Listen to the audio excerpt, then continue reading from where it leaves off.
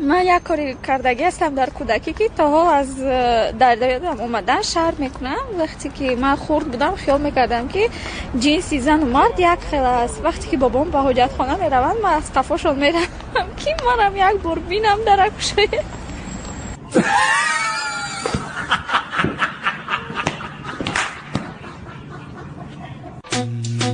زلفو تا خم زدی پاشو تا قلم زدی دی تا خوش روشیدی در اینستاگرام زدی نمون صورت نمون در اینستاگرام ای صاحب اینستاگرام سود لایکی کجا شد خنده‌هایت کجا برای علمی ایسانی که حاضر گیره کرده برای علمی من گفتنیم که کسا میوی با پدر نالد او تو چی نگیره میکنی در پدری و چهد نالد تم جگی دستی زن نداری پدر نالد همین فکر نمیکنی در پدر نالد چی گیره میکنی پوری کسای اون نشگم گیره نکن همین گیره کنی دهنم میرم همجور باشتون دارم در پدر نالد گیره نکنی کلم در کنی تو مردی تو نخوا برای کس گیره کنی و چی همون کسا منگام گیره نکن حالا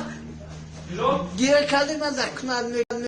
سلام علیکم برادرو. این همی خواهر اسلامی که شما میبینید از ناحیه یوغون است، از قشلاقی پرچیسای.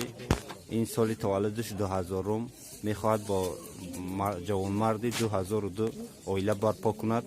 میخواهد شوهرش خانی دو اتجاه کتیج داشته باشه، مرسدس داشته باشه، همه چی بایگیری هسته داشته باشه.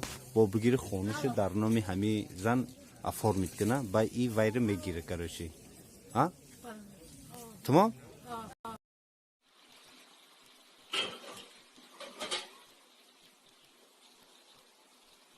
کرما نگاه داری؟ کرما میخندی؟ ادار تنگید بگمه